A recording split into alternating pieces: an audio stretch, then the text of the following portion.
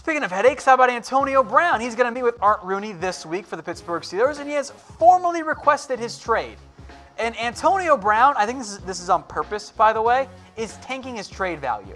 Every time he gets in the headlines for a tweet, for a comment, for off-the-field stuff, his trade value goes down.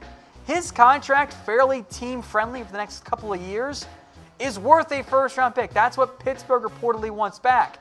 They would have to eat $21 million in dead money. In a bubble, his trade value should be super, super high. It should be a first-round pick and probably change. But with everything Antonio Brown says, all of his posts about wanting to play for the 49ers apparently, it continues to find a way to hurt his trade value.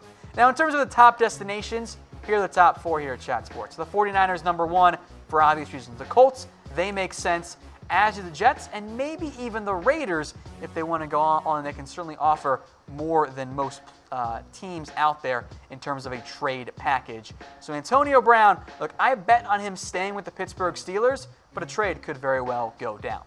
Now, speaking of that bet, I made my bet at BetDSI, the internet's #1 sports book. You can bet there too. Chatsports.com/bet. Promo code LIVE120 gets you a 120% deposit bonus. Put down $50, they're going to give you $60 for free. Put down $100, it becomes $120. You guys will not find a better betting deal out there.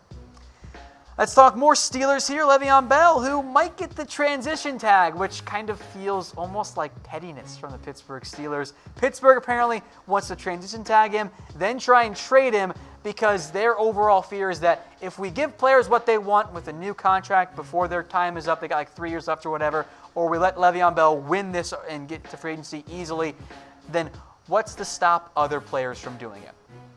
Problem is, a trade would require Bell to sign the tag, which he might not just ever want to do, and some risk here for Pittsburgh is that they get nothing if they tag Bell and he signs an offer sheet that Pittsburgh doesn't match. Now, of course, they could rescind it, but that is a possible fear there for Pittsburgh. And oh, by the way, you now have a potential war between the NFLPA and the NFL.